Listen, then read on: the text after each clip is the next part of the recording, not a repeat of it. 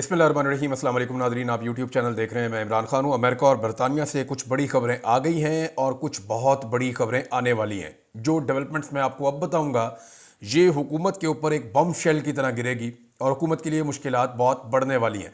Specially Pakistan की establishment जो कुछ पाकिस्तान में कर रही है उनके लिए शायद अब वो करना मुमकिन नहीं रहेगा। मैं आपको बताऊँगा कि कैसे। सबसे पहले तो जो चीज़ हुई है वो ये है कि इमरान खान साहब एक मरतबा फिर सुरखरू हुए हैं।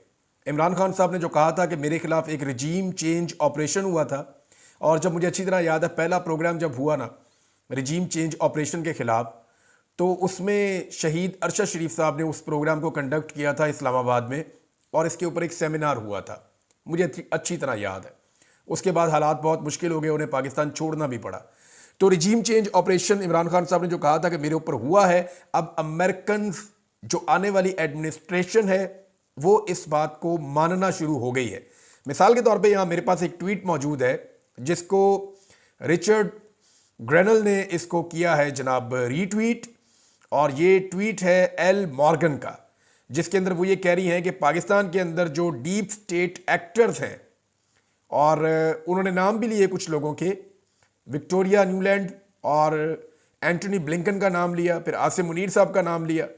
तो उन्होंने कहा जी पाकिस्तान के अंदर रजीम चेंज कर दिया गया, और मैं उम्मीद करती हूं कि डोनाल्ड ट्रंप उन्हें अकाउंटेबल करेंगे उनके इन इकदामात के लिए। और फिर लिखा कि regime change in Pakistan fed to great suffering of people in Pakistan, कि पाकिस्तान के लोगों के लिए बहुत बुरे हालात पैदा हुए इस रजीम चेंज ऑपरेशन के बाद। वो हकीकत है, आप इकॉनमी को देख लें, मईशत को देख लें, इसके साथ आप वो देख लें, लोगों की अपनी इकॉनमी को देख लें, गुर्बत और बेरोजगारी को देख लें, सरमायाकारी को देख लें, आप दहशतगर्दी पाकिस्तान में बढ़ती हुई देख लें, लॉ एंड ऑर्डर की सिचुएशन देख लें, आप चादर और चार दीवारी का तकद्दुस देख लें, इंसानी हकूक़ की पामालियाँ देख लें, सहाफ़ियों और शायरों का अगवा देख लें। तो ये सारी चीज़ें अभी हुई हैं। इससे पहले कभी पाकिस्तान में इस तरह से हमने इस बड़े पैमाने पर नहीं देखा था, लेकिन ये जुल्म पाकिस्तान में होता रहा। अच्छी बात यह कि आज हर पाकिस्तानी को पता है कि पाकिस्तान में दूर दराज इलाकों में क्या क्या जुल्म होता रहा है। तो जी सबसे बड़ी डेवलपमेंट यह है कि इसको रिचर्ड ने ना सिर्फ रीट्वीट किया था, रिचर्ड डोनाल्ड ट्रंप की चॉइस है और उनको बहुत अहम ओहदा दे दिया गया है। वो सदारती एलची होंगे दुनिया में अहम तरीन मामलात के ऊपर, और जितने भी हॉट इश्यूज होंगे उनको वो उठाएंगे, और ये बहुत वसीला आदमी है और इसको डोनाल्ड ट्रंप ने अहम ओहदा भी दे दिया है, और ये इमरान खान साहब की रिहाई का मुतालबा भी कर चुका है। तो आने वाले दिनों में जो सियासी कैदी हैं वो हुकूमत को रिहा करने पड़ जाएंगे, क्योंकि जो बाइडन की सपोर्ट खत्म होने जा रही है। एक तो जो ट्रंप ने तैनाती की इस हवाले से, और अब मैं आपको कुछ खबरें देने लगा हूं कि अभी हुआ क्या है। एक तो जो ओवरसीज पाकिस्तानी है उनका राब्ता है, रिचर्ड ग्रेनल के साथ राब्ता है ओवरसीज पाकिस्तानियों का, और ओवरसीज पाकिस्तानियों को इस बात का यकीन दिलाया गया है कि अगले चंद दिनों में एक टेलीफोन कॉल इस्लामाबाद आने वाली है, यानी पाकिस्तान में एक टेलीफोन कॉल अमेरिका से आने वाली है, और ये कॉल 25 दिसंबर से पहले पहले आ जाएगी। यानी क्रिसमस से पहले पहले दो चीज़ें पाकिस्तान में होने जा रही हैं। अब आप इसको एक हफ्ता कह लें, 10 दिन कह लें, इससे ज़्यादा टाइम ओवरसीज पाकिस्तानियों का ये दावा है, या जो मेरे सोर्सेज हैं उनका ये दावा है कि इससे ज़्यादा टाइम लगेगा नहीं। एक तो एक टेलीफोन कॉल आएगी पाकिस्तान में, उसके बाद आप चीज़ें बदलती हुई देखेंगे। क्योंकि देखिए मुल्क जो होते हैं ना वो हफ्तों में या महीनों में नहीं चलते होते।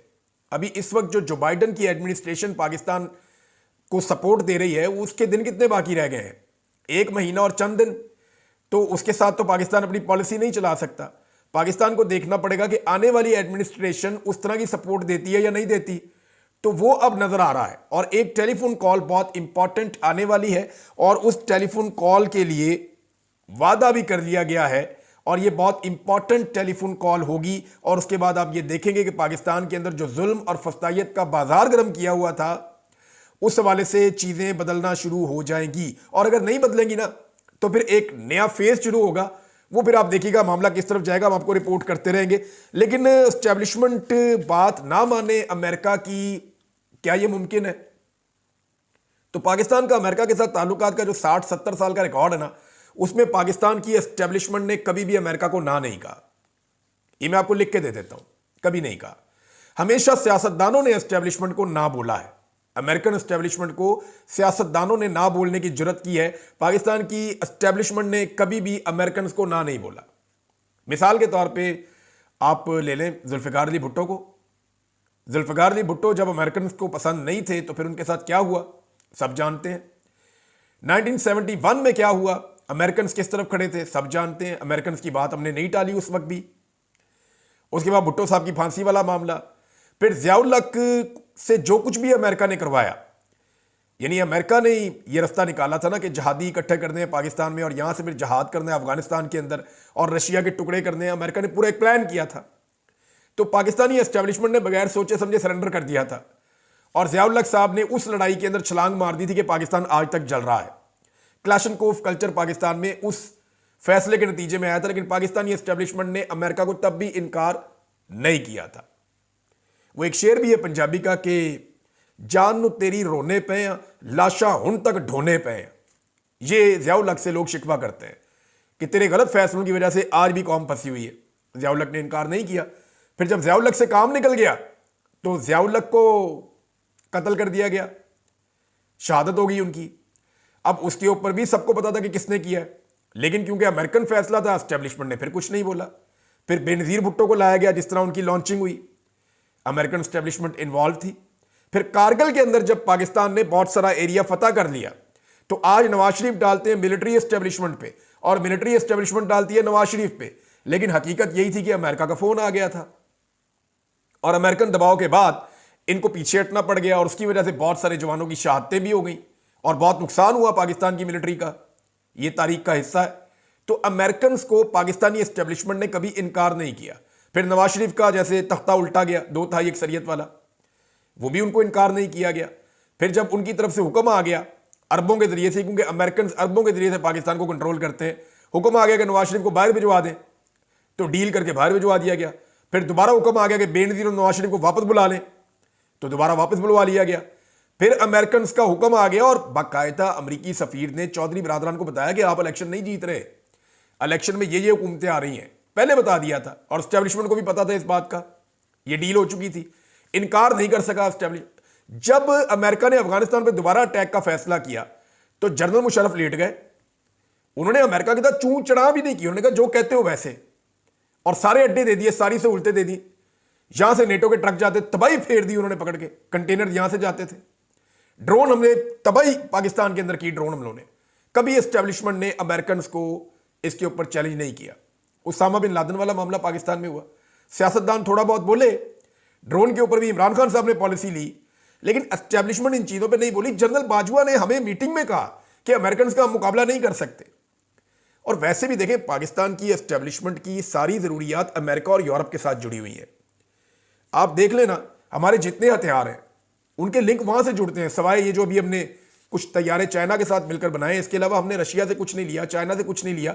हमारा सारा का सारा जो अपनी कैपेसिटी है हथियारों की, वो सारी मगरबी ममालिक के साथ जाकर जुड़ती है। हमारी टेक्नोलॉजी वहां की है, हम उनके बगैर अपना दिफाई निज़ाम जो है उसको एक्टिवेट नहीं रख सकते थे। ये मुझे खुद हमारे मिलिट्री के दोस्तों ने बताया, हमारी मजबूरी है। आपके जितने भी फौजी लोग ट्रेनिंग करने जाते हैं, कहाँ जाते हैं? यूरोप में और अमेरिका में जाते हैं। जितनी मशकें होती हैं कहाँ पे होती हैं? उनके साथ होती हैं। जितनी ट्रेनिंग होती है, एडवांस कोर्सेज होते हैं, कहाँ पे होते हैं? वहाँ पे होते हैं।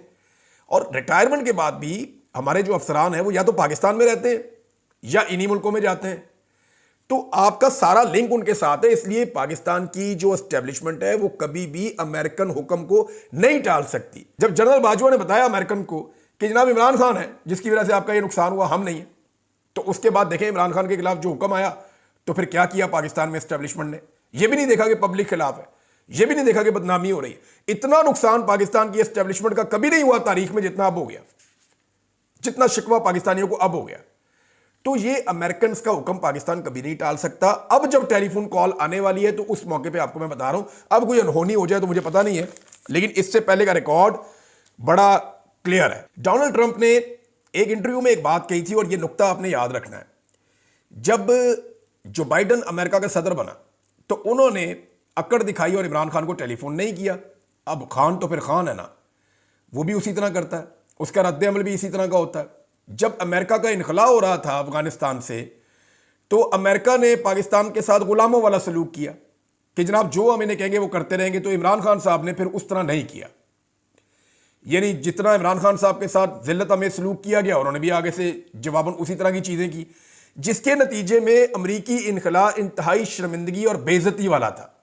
सारी दुनिया कहती रही अमेरिकन जूते छोड़कर भागे हैं वहां पे अफगानिस्तान में, बड़ी उनकी बेइज्जती हुई है। और डोनाल्ड ट्रंप उस वक्त बहुत मुश्किल में था अमेरिका के अंदर।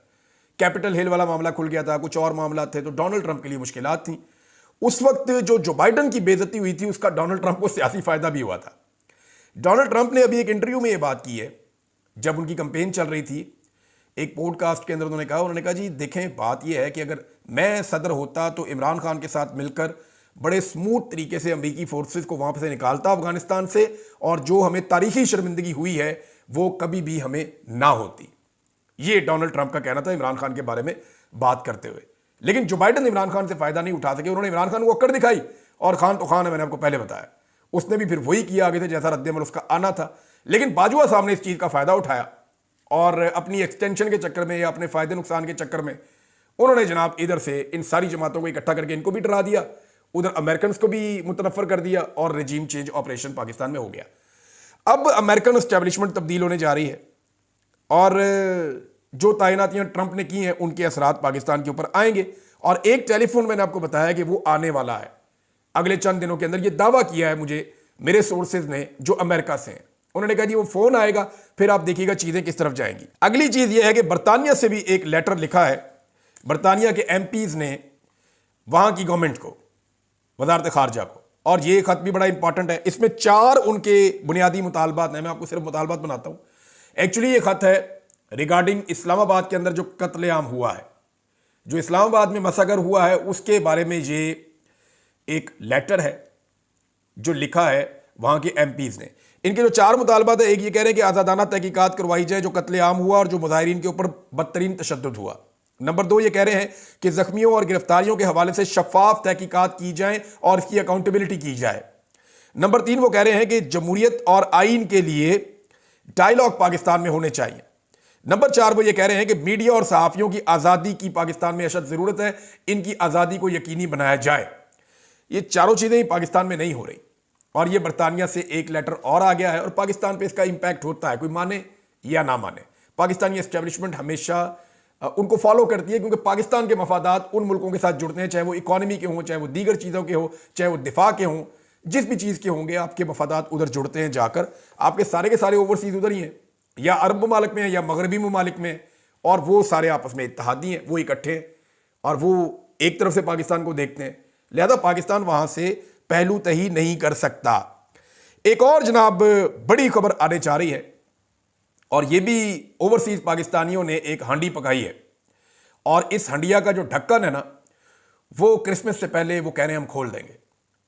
मैं आपको फिर बता रहा हूं कि ओवरसीज पाकिस्तानियों ने 2 मुल्कों में एक हांडी पकाई है, अलग अलग हांडियां, और दोनों मुल्कों के लोग ये कह रहे हैं कि हम इसका ढकना उठा देंगे ताकि आप सब देख लें कि इसमें पक क्या रहा है क्रिसमस से पहले पहले। ये बहुत बड़ी चीज होने जा रही है, एक बरतानिया में और एक अमेरिका में। इस वक्त जिन लोगों ने मुझे खबर दी उन्होंने कहा जी अभी आपने इसको डिस्क्लोज नहीं करना, लेकिन आप ये बता दें कि सारे खबरदार रहें, हम बड़ा काम करने जा रहे हैं और बड़ा तमाशा लगने वाला है, अमेरिका के अंदर भी और बरतानिया के अंदर भी। अगर अभी डिस्क्लोज करेंगे तो फिर ये भाग दौड़ करेंगे, चीजें वो कहते हैं जी हमारे लिए थोड़ा सा टफ हो जाता है, लेकिन हम मंतकी अंजाम तक पहुंच गए हैं। ये मैक्सिमम उसको चंद दिन डिले कर सकते हैं कोशिश करके, लेकिन उसको रोक नहीं सकते क्योंकि इतना इन्फ्लुएंस ही किसी के पास नहीं है। तो अमेरिका में एक बड़ी एक्टिविटी होने जा रही है। हांडी का जो ढक्कन है ना, मैं आपको इसलिए बता रहा हूं कि जब ये खुलेगा तो मैं आपको बताऊंगा कि क्या खुला है, उस दिन आपको मैं ये सुनवाऊंगा। एक अमेरिका में ढक्कन खुलेगा क्रिसमस से पहले, और जो उसका जायका है वो आप चखेंगे क्रिसमस की छुट्टियों के बाद। इसी तरह एक ढक्कन खुलने जा रहा है बरतानिया में, और उसका जायका भी आप चखेंगे क्रिसमस की छुट्टियों के बाद। मेरे साथ जिन लोगों ने दावा किया उन्होंने कहा जी मंगल और बुध बहुत इंपॉर्टेंट है, ये 2 दिनों पे आपने नजर रखनी है। तो मैंने उनसे कहा आर यू श्योर? उन्होंने कहा जी हमें देखें, हम वी आर 80% श्योर कि मंगल और बुध को वो ढक्कन खुल जाएगा, लेकिन हम हर हाल में इस वीक में कोशिश करेंगे। तो मैंने उनसे कहा, मैंने कहा जी बहुत भी अगर तो 25 तारीख तक का मार्जिन रख के मैं आपको बता रहा हूं कि तब तक ये डेवलपमेंट हो जाएगी। अब ये डेवलपमेंट करती क्या है, ये बड़ी कार्रवाई है, और इसका हुकूमत के ऊपर जिस लेवल का दबाव आएगा ना, ये हुकूमत सोच भी नहीं सकती। अब जो बाइडन के सिर्फ काउंटडाउन चल रहा है जाने वाले दिनों का। जो बाइडन के जरिए जितनी मौजें करनी थी इन्होंने कर ली, जितना जुल्म और सितम करना था इन्होंने कर लिया, और अमेरिकन आशीर्वाद के बगैर कभी भी पाकिस्तान की एस्टेब्लिशमेंट या पाकिस्तान की हुकूमत पाकिस्तान के लोगों पे जुल्म और सितम उस तरह जारी रख ही नहीं सकेगी। मुमकिन ही नहीं होगा जब ये सपोर्ट पीछे से हट जाएगी। अब एक चीज जो हुई है ना, वो बड़ी अनोखी हुई है इस मरतबा। देखिए, पाकिस्तान में जब भी कभी एस्टेब्लिशमेंट ने कोई खेल खेला है ना, तो पीछे रहकर खेला है। पुलिस को आगे भेजते हैं, जाओ मारो। सियासतदानों को आगे कर देते हैं, जाओ मारो। ब्यूरोक्रेसी को आगे कर देते हैं। हमेशा एस्टेब्लिशमेंट ने बड़े स्मार्ट तरीके से जो भी चीज़ें की हैं, चाहे पाकिस्तान के मफाद में की हैं, चाहे अपने मफाद में की हैं, उसके अंदर अपने आप को पीछे रखा है, अपनी पहचान नहीं होने दी, खुफिया हाथ रखें। और यही असल ताकत होती है कि आप सामने ना आए। लेकिन इस मरतबा अनफॉर्चुनेटली ये हुआ कि इमरान खान साहब की पसली इतनी तगड़ी है, इतनी मोटी पसली है, और वो इनसे मार नहीं खा रहे थे, और मार खा खा के मारने वाले थक रहे थे और इमरान खान साहब नहीं थक रहे थे। तो इस सिचुएशन में एस्टेब्लिशमेंट को मजबूरन बार बार खुद सामने आना पड़ा है। और अब पाकिस्तान का हर बंदा जानता है कि एक्चुअली, आप पूछें, अभी एक सर्वे करवा लें कि हु इज रिस्पॉन्सिबल, तो नवाज शरीफ को लोग किसी गिनती में नहीं लेते, लोग उसको वोट भी नहीं डालते, गिनती में भी नहीं लेते, ना लोग जरदारी साहब को लेते हैं। लोग इनके खिलाफ तो बहुत थोड़ी बात करते हैं। लोग कहते हैं जी हमें जो शिकवा है वो हमारी एस्टेब्लिशमेंट से है, क्योंकि मामला खुलकर सामने आ गया।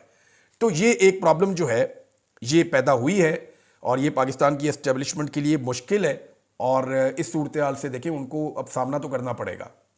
अगर वो अपनी पॉलिसी बदलेंगे तो क्या लोग अपनी सोच उसके बाद बदल देंगे?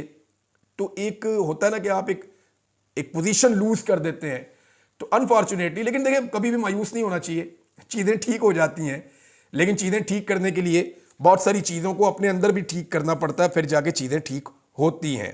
तो ये एस्टेब्लिशमेंट के लिए बड़ी मुश्किल है, और ये मुश्किल बढ़ने वाली है। 25 तारीख तक एक टेलीफोन आएगा, और 2 मुल्कों में, बरतानिया में और अमेरिका में, 2 बड़ी डेवलपमेंट्स होंगी। और उन डेवलपमेंट्स का जो अगला मरहला है वो क्रिसमस की छुट्टियों के बाद मुतवक्किल है कि तब हो जाएगा। अच्छा जी, अब एक और खबर है, और वो खबर है कि पंजाब में और इस्लामाबाद में आज के दिन 16 दिसंबर को स्कूल बंद कर दिए गए। बच्चों के स्कूल बंद। लाहौर में भी खबर आ गई, रावलपिंडी में आ गई, इस्लामाबाद में आ गई, मुख्तलिफ जगहों में बच्चों के स्कूल बंद। क्यों जी? बच्चों के स्कूल क्यों बंद किए गए, इसकी कोई वजह नहीं बताई गई। लेकिन 2 बड़ी अहम चीज़ें हैं जो इस दिन हुई थी। 16 दिसंबर को 2 बड़ी अहम चीज़ें हुई हैं। एक, 1971 में पाकिस्तान 2 लख्त हो गया था, मशरकी पाकिस्तान अलग हो गया था। और दूसरी बड़ी खबर थी, आर्मी पब्लिक स्कूल के अंदर 2014 में दहशतगर्दों ने हमला करके बच्चों को शहीद कर दिया था। और ये पाकिस्तान की तारीख का एक बड़ा सानिया था। 2 सानियात हुए हैं। अब मामला यह है कि अगर पहले सानहे की वजह से किया गया है तो छुट्टी बनती नहीं है, क्योंकि उस पर छुट्टी तो होती नहीं है पहले भी। इस दिन तो बच्चों को बताना चाहिए कि हमने वो कौन सी गलतियां की थी जो आइंदा हमने नहीं करनी। हमारी एस्टेब्लिशमेंट उस वक्त क्या कर रही थी, हमारे सियासतदान उस वक्त क्या कर रहे थे, हमने इक्तदार के लालच में किस तरीके से अपना सरेंडर करवाया और कैसे हमने अपना आधा मुल्क खो दिया। ये तो बच्चों को सिखाने वाला दिन है, छुट्टी वाला दिन तो नहीं है। और दूसरा, अगर एपीएस की वजह से 10 साल मुकम्मल हो गए हैं, ये छुट्टी दी गई है, तो पहले तो नहीं दी जा रही थी, अब ये क्यों दी गई है? तो इस दिन तो छुट्टी बिल्कुल नहीं देनी चाहिए। वजह यह है कि वो इल्म के दुश्मन थे जिन्होंने अटैक किया था बच्चों के ऊपर, वो आपकी तालीम के दुश्मन थे। उनका मकसद था कि तालीम रुक जाए। अब आप उनका मकसद पूरा कर रहे हैं छुट्टी देकर। इस दिन तो बल्कि बच्चों को चाहिए कि वो जोरों शोर के साथ आकर पढ़ें। खैबर पख्तूनख्वा की हुकूमत ने इनकार कर दिया। उन्होंने कहा बिल्कुल सवाल ही पैदा नहीं होता, ये सवाल ही पैदा नहीं होता। हमारे बच्चे जाएंगे, दुआया तकरीबात होंगी, हम कुरान खानी भी करवाएंगे, और हम अपने स्कूलों को खुला रखेंगे। इस दिन हम अमन के दुश्मनों को और जो तालीम के दुश्मन है उनको जीतने नहीं देंगे। और ये रेजिलियंस है, ये आपको शो करनी चाहिए। क्योंकि हमने तो ये भी नारा लगाया था बहैसियत कौम कि हमने दुश्मन के बच्चों को पढ़ाना है। तो दुश्मन के बच्चों को पढ़ाते पढ़ाते अगर हम अपने बच्चों के स्कूल उस दिन पे बंद कर देंगे जिस दिन दुश्मन बंद करने आया था, तो ये तो हम कोई अच्छा पैगाम नहीं दे रहे। ये पता नहीं किसने इनको मशवरा दिया है, पंजाब गवर्नमेंट को और फेडरल गवर्नमेंट को, कि इन्होंने उठा के सारे स्कूल बंद कर दिए। अब किस वजह से बंद किए, जब वो नहीं बताएंगे तो हमारे सामने तो ये 2 वजूहात ही आती हैं। तीसरी वजह कोई और होती तो ये अनाउंस कर देते। नाज़रीन, मुसद्दिक मलिक साहब ने एक शिकवा किया है, और ये बड़ा अजीब शिकवा है। उन्होंने कहा जी कि इमरान खान साहब ने जेल से यजीद और फिरौन की मिसाल भी दे सकते थे, लेकिन उन्होंने जनरल डायर की मिसाल दी है। देखें, अब जो वो कहना चाह रहे हैं वो सारी कौम को समझ आ गई है। जो मुसद्दिक मलिक साहब कहना चाह रहे हैं वो भी समझ आ गई है। यानी शहबाज शरीफ साहब ने खुद इस सारे वकूए का मलबा आर्मी चीफ पर डाला था, खुद डाला था। उन्होंने शुक्रिया अदा किया था पहले ही दिन कार्रवाई पर कि जनाब आर्मी चीफ ने ये सारी चीज़ें जो हैं ये की हैं, और ये उन्होंने कामयाब ऑपरेशन करवाया है। ये सारा कुछ शहबाज शरीफ साहब ने आर्मी चीफ पे डाल दिया था अपनी गर्दन छुड़ाने के लिए। तो इसका आगाज तो शहबाज शरीफ साहब ने किया था और इमरान खान साहब ने जनरल डायर का नाम गालिबन इसलिए लिया कि ये वकुआ उससे मिलता जुलता है कि वहां पे भी इंसानों को घेर के एक बंद जगह पे कत्लेआम किया गया था। और यहां पे भी जब वो पहुंच गए तो चारों तरफ कंटेनर थे, गलियां सड़कें बंद थी, चारों तरफ सिक्योरिटी थी, लाइटें बंद कर दी गई, फिर यहां पे कत्लेआम हुआ लोगों का। तो इसलिए इमरान खान साहब ने इसका नाम लिया। लेकिन मुसद्दिक मलिक साहब एक बारीक वारदात डाल रहे थे, और भी बारीक वारदातें आपको अगले वीलॉग में बताता हूं। अब तक के लिए इतना ही। अपना ख्याल रखिएगा, अपने चैनल का भी। अल्लाह हाफ़िज़।